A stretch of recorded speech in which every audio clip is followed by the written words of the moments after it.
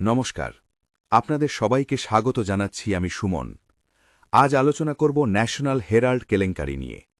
আজ দেশের অবস্থা এমন জায়গায় এসে দাঁড়িয়েছে যে যাদের বিরুদ্ধে দুর্নীতির অভিযোগ তারা বুক ফুলিয়ে সত্যমেবা জয়াতে স্লোগান দিচ্ছেন, আর যারা তদন্ত করছেন, যাদের কাজ অপরাধীদের শাস্তি নিশ্চিত করা, তারাই দেশ জুড়ে ঘুরে ঘুরে সাফাই দিচ্ছেন। আর বলা হচ্ছে এই অবস্থার জন্য নাকি কংগ্রেস দায়ী নয়, এই অবস্থার জন্য দায়ী একমাত্র বিজেপি ও তাদের সরকার। 11 বছর হয়ে গেছে, এখন আর মানুষ কোনো অজুহাত শুনতে রাজি নয়। কেন ন্যাশনাল হেরাল্ড মামলায় আজও কোনো চূড়ান্ত সিদ্ধান্ত নেই? কেন মামলাটি এক পাও এগোয়নি? চলুন বিষয়টির আইনি ও প্রযুক্তিগত দিকটা একটু বুঝে নিই। দুদিন আগে রাউস অ্যাভিনিউ কোর্ট স্পষ্ট করে বলেছে, ইডি যে চার্জশিট দাখিল করেছে তা আইনগতভাবে বৈধ নয়। খেয়াল করুন, আদালত কিন্তু মামলার মেরিটে যায়নি। এটা বলেনি যে অভিযোগ সত্য না মিথ্যা, শুধু এটুকুই বলেছে প্রেডিকেট অফেন্স ছাড়া ইডির কোনো এখতিয়ারই নেই। প্রেডিকেট অফেন্স মানে কি?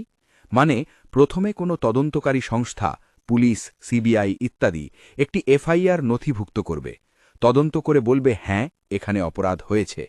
তারপর সেই অপরাধ থেকে অর্জিত অর্থ কোথায় গেছে সেটা খতিয়ে দেখার জন্যই ইডির প্রবেশ। এটাই সাংবিধানিক কাঠামো।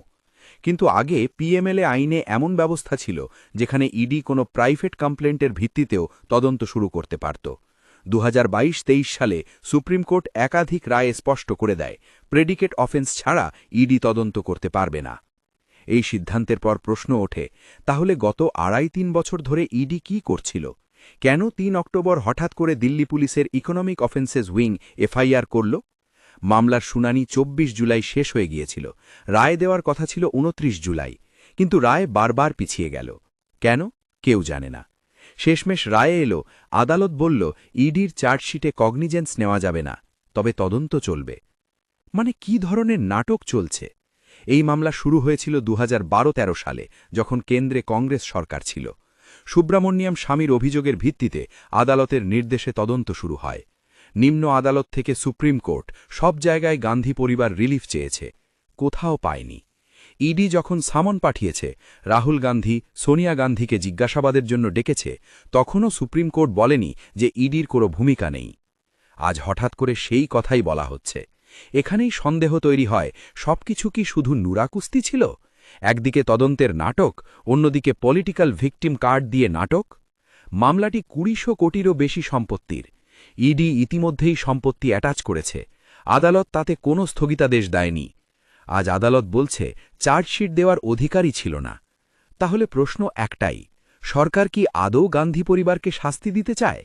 ইডির আইনজীবী, সরকারের আইনজীবী, তাদের কি জানা ছিল না এই আইনি সীমাবদ্ধতা? যদি জানতেন তাহলে এই ভুল কেন? আর যদি না জানতেন তাহলে এত অযোগ্য লোকদের দায়িত্ব দেওয়া হলো কেন? আজ আবার মামলা ফিরে গেছে 2013 সালের শুরুর বিন্দুতে। এখন দিল্লি পুলিশ তদন্ত করবে।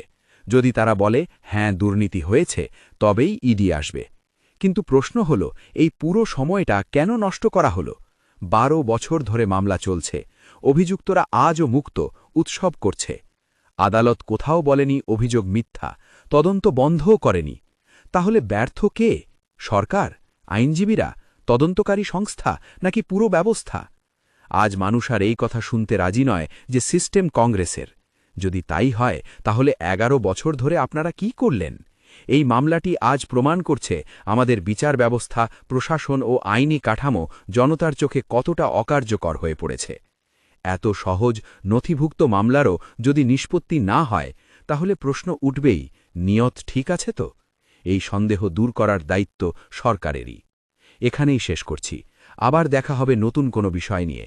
ততক্ষণ পর্যন্ত চ্যানেলটি দেখুন, শেয়ার করুন, লাইক করুন এবং সাবস্ক্রাইব করতে ভুলবেন না। নমস্কার, বন্দে মাতরম।